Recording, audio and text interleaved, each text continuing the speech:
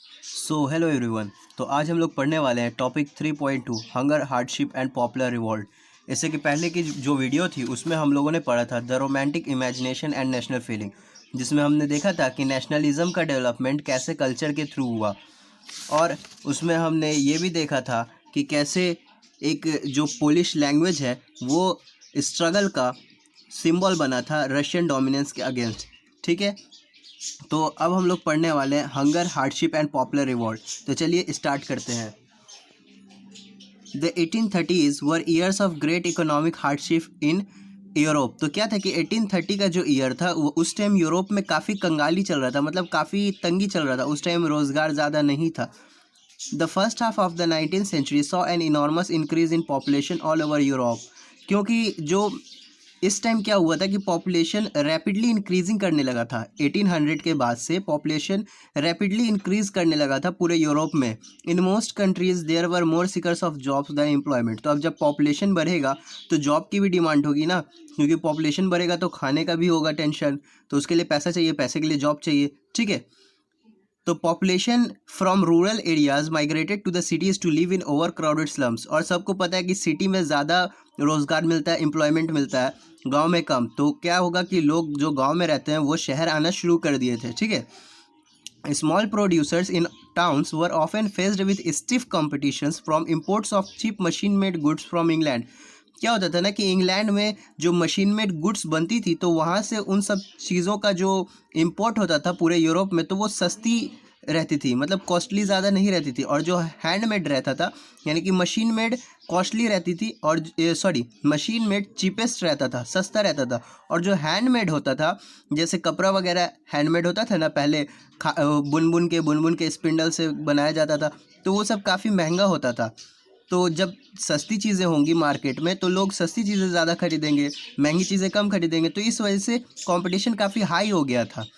Where industrialization was more advance than on the continent. और सबसे ज़्यादा इंडस्ट्रियलाइजेशन एडवांस था इंग्लैंड में, तो इसलिए वहाँ से ही सारी मशीन मेड चीज़ें इंपोर्ट होती थी पूरे यूरोप में। This was specially so in textile production. और ऐसा ही कपड़े के प्रोडक्शन में भी हुआ, which was carried out mainly in homes और small workshops and was only partly mechanised. तो क्या था ना कि टेक्सटाइल का जो प्रोडक्शन होता था कपड़े का, तो उसमें मशीन कम यूज़ होता था, क्योंकि अब सिर्फ इंग्लैंड में है मशीन, पूरे यूरोप में नहीं है, तो कम ही मशीन का यूज़ होगा। लेकिन बाकी सब जगह तो लोग अपने हाथ से सिल कर कपड़ा बनाते थे, तैयार करते थे बुन बुन कर। तो in those regions of Europe where the aristocracy still enjoyed power, peasants struggle under the burden of feudal dues and obligations. तो पहला तो वो हो गया मामला कि मशीन मेड गुड्स के आने की वजह से कंपटीशन ज़्यादा बढ़ गया था, तो जॉब्स नहीं मिलते थे लोगों को। दूसरा ये था कि लोगों पर फ्यूडल ड्यूज ज़्यादा हो गया था, मतलब जहाँ पर एरिस्टोक्रेसी था वहाँ पर जो भी लोग थे, जो भी पीजेंट्स गरीब किसान थे, उनके ऊपर फ्यूडल ड्यूज बढ़ गया था। मतलब कि उनकी जो लगान होता है, लगान वो ज़्यादा हो गया था उन पर। अब क्यों हुआ था, देखो कैसे क्या होता है ना कि जो अमीर लोग होते हैं वो, गांव का बात बता रहा हूँ, जो अमीर लोग होते हैं वो लोग गरीब को, गांव में किसान लोगों को पैसा देते हैं खेती करने के लिए। ठीक है, तो अगर वो चुका नहीं पाते हैं तो उन पर डेप्ट चढ़ते जाता है, वो चढ़ते चढ़ते चढ़ते चढ़ते वो इतना हाई हो जाता है कि किसान को अपनी ज़मीन बेचनी पड़ती है, अपना घर बेचना पड़ता है उसको चुकाने के लिए। तो उस कंडीशन को बोलते हैं फ्यूडल ड्यूज। ठीक है, तो the rise of food prices और a year of bad harvest led to wide spread populism in town country.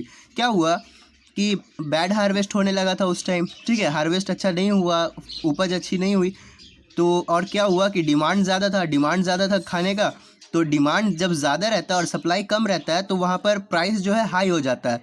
जब प्राइस हाई हो गया तो वहाँ पर लोगों के पास पैसा नहीं था ज़्यादा खरीदने के लिए, क्योंकि खाना खाते, अब खरीदते खरीदते पैसा कभी ख़त्म भी तो होगा। तो क्या वो वहाँ कंगाली छा गई। ठीक है, the year 1848 was one such year. Food shortage and widespread unemployment brought the population of Paris out on the roads. तो इसी वजह से फाइनली 1848 में जब लोगों को काफ़ी ज़्यादा दिक्कत होने लगा, कंगाली फैल गई और लोगों का फूड शॉर्टेज होने लगा, खाने की कमी होने लगी, तो लोग क्या हुए कि सारे लोग, जो पेरिस के सभी लोग थे, वो लोग रोड पर आगे मार्च करने के लिए, आंदोलन करने के लिए। ठीक है, barricades were erected and Louis Philippe was forced to flee. तो बैरिकेड हर जगह खड़े कर दिए गए और लुई फिलिप को वहाँ से भागना पड़ा। A national assembly proclaimed a republic, granted suffrage to all adult males above 21 and granted the right to work. National workshops to provide employment were set up. तो अब क्या हुआ कि सरकार वहाँ की घबरा गई और घबरा कर उसको क्या किया कि वहाँ वोट देने का अधिकार कर दिया सभी मेल्स को, 21 के एज के ऊपर वाले को, ठीक है, 21 के एज के जो भी ऊपर मेल थे उन सभी को वोट देने का राइट दे दिया और सभी को राइट टू वर्क दे दिया, यानी कि सबको काम मिलेगा।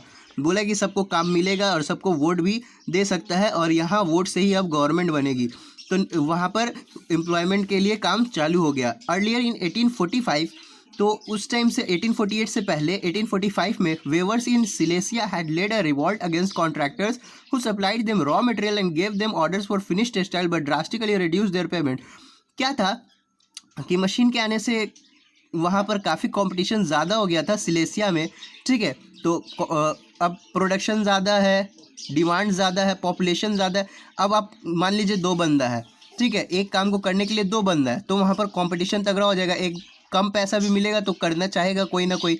तो वहाँ पर बहुत ज़्यादा पॉपुलेशन हो गई थी, लोगों को खाना भी खाना था, महंगाई भी हो गई थी, तो और जॉब वहाँ मिल नहीं रहा था, तो इस वजह से वहाँ कंपटीशन हो गया था। तो इस बात का फ़ायदा कॉन्ट्रैक्टर्स ने उठाया था।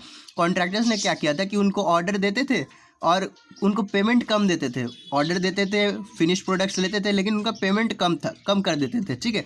वो बोलते थे करना है तो करो, नहीं तो दूसरा है मेरे पास वो कर देगा। तो इस वजह से वहाँ जो सिलेसिया के वेवर्स लोग थे उन लोगों ने रिवॉल्ट छेड़ दिया, ठीक है, अभियान छेड़ दिया उनके विरोध, एक रिवॉल्ट छेड़ा।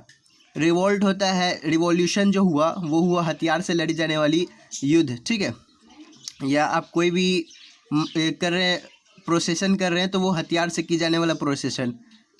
The journalist Wilhelm Wolff describe the events in Silesian village as follows. तो उस टाइम एक जर्नलिस्ट थे विल्हेम वॉल्फ, उन्होंने उस टाइम का जो सीन देखा उसको कुछ इस तरह डिस्क्राइब किया। In this village with 18,000 inhabitants, cotton weaving is the most widespread occupation. The misery of the worker is extreme. The desperate need for job has been taken advantage of by the contractors to reduce the prices of the goods they order. तो क्या है कि उन्होंने ये ऐसे describe किया कि 18,000 की आबादी वाले गांव में कपड़ा कॉटन का जो वीविंग होता था वो सबसे ज़्यादा पॉपुलर ऑक्यूपेशन था। तो उस वजह से क्या हुआ कि वर्कर्स की काफ़ी बुरी हालत हो गई थी उस टाइम पे और लोगों को जॉब की बहुत ज़्यादा किल्लत हो गई थी, बहुत ज़्यादा लोग बेचैन हो गए थे जॉब पाने के लिए। तो इसी बात का फ़ायदा कॉन्ट्रैक्टर, जैसे मैंने आपको बताया, कॉन्ट्रैक्टर ने फ़ायदा उठाया और सबकी प्राइसेस घटा दी थी। On 4 June at 2 p.m., a large crowd of weavers emerged from their homes and marched in pairs up to the mansion of their contractor, demanding higher wages. तो क्या हुआ कि 4 जून के 2 बजे की दोपहर में सारे जितने भी वेवर्स थे सब ने एक ग्रुप बनाया और सीधे कॉन्ट्रैक्टर के घर के तरफ गए और वहाँ पर अनशन करने लगे, वहाँ पर मोर्चा अपना कर दिया और वहाँ हायर वेजेस के लिए डिमांड किया। They were treated with scorn and threats alternately. तो क्या वो उनको मारा पीटा गया खूब। Following this, a group of them forced their way into the house. तो जब मारा गया पीटा गया तो उसके बाद क्या किया गया कि कुछ लोगों के ग्रुप उनके घरों में घुस गए, उनकी खिड़कियां तोड़ दी, उनके फर्नीचर तोड़ दिए। Another group broke into the storehouse and plundered it of supplies of cloth which they tore to shreds. और क्या किया कि उनके जो स्टोर हाउस थे उसमें भी घुसकर सारे कपड़े वगैरह सब खराब कर दिए, जला दिए, फाड़ दिए। The contractor fled with his family to a neighbouring village which how refuse to shelter such a person. तो इतना खतरनाक देख के जो लोग थे उनका इतना खतरनाक मोमेंट देखकर कॉन्ट्रैक्टर वहाँ से भाग गए आस पड़ोस के गांव में, लेकिन वहाँ के लोगों ने भी उनको रखने से मना कर दिया। बोला कि हम ऐसे इंसान को नहीं रख सकते जो इतना जुल्म करता हो, वहाँ से भी उनको भगा दिया गया। तो क्या हुआ कि he return 24 hours later having requisitioned the army. तो 24 घंटे बाद वो ये इसका रिक्वेशन्ड द आर्मी का मतलब होता है कि गवर्नमेंट से आप, जैसे यहाँ होता है ना कि सेफ्टी के लिए पुलिस वगैरह आप गवर्नमेंट लोग को, मिनिस्टर लोग को प्रोवाइड किया जाता है, तो वैसे ही वहाँ कॉन्ट्रैक्टर को 24 आवर के बाद आर्मी प्रोवाइड की गई थी कि आपके साथ जाइए, कुछ नहीं होगा। गवर्नमेंट ने उनको आर्मी प्रोवाइड की थी। In the exchange that followed 11 weavers were shot. तो क्या हुआ कि जब वो आर्मी लेकर आ गया, जब वो बंदा पुलिस लेकर पहुंच गया वहाँ पर, तो उसके बाद जब 11 वेवर्स ने, जब वहाँ पर कुछ वेवर्स ने उन लोगों पर हमला करने की कोशिश की तो 11 वेवर्स को गोली मार दी गई। तो ये थी कहानी आपकी हंगर, हार्डशिप एंड रिवॉल्ट की, जिसमें हंगर में हम लोगों ने देखा कि पॉपुलेशन बढ़ने से और जॉब की डिमांड ज़्यादा हो गई, क्योंकि खाने की किल्लत हो गई थी, ठीक है, तो वो हो गया हंगर। उसके बाद हमने देखा हार्डशिप, तो लोगों ने काफ़ी कंपटीशन से काफ़ी कुछ मुसीबतें झेली, वो हो गया हार्डशिप। और पॉपुलर रिवॉल्ट, जो कॉन्ट्रैक्टर के अगेंस्ट उन्होंने रिवॉल्ट छेड़ा, ठीक है। तो ये थी स्टोरी पूरी हमारी हंगर, हार्डशिप एंड रिवॉल्ट की। तो अगर आपको स्टोरी में कुछ भी पार्ट समझ में नहीं आया हो तो आप नीचे कमेंट कर दें, मैं आपको वहाँ पर डाउट क्लियर कर दूंगा। और नेक्स्ट टॉपिक जो होगा हमारा वो होगा 1848 का, the revolution of the liberals. तो इसको आप अच्छे से पढ़ने के लिए हमारे साथ बने रहें, चैनल को सब्सक्राइब कर दें ताकि जब भी ये टॉपिक आए तो आप इसको मिस ना कर सकें। और इससे पहले वाली जो टॉपिक हमने कल पढ़ाई थी, the romantic imagination and national feeling, उसका आप चैनल के प्लेलिस्ट में जाकर वहाँ से देख सकते हैं। और उसमें आपको सारी जो भी अभी तक हमने पढ़ाई है चैप्टर, ठीक, टॉपिक सॉरी, जो भी मैंने अभी तक टॉपिक पढ़ाई है आप वो सब भी चैनल के प्लेलिस्ट से देख सकते हैं। तो थैंक यू, अभी तक बने रहने के लिए बहुत बहुत थैंक यू। अगर वीडियो अच्छा लगा हो तो वीडियो को लाइक कर दीजिए, चैनल को सब्सक्राइब कर दीजिए। Bye bye.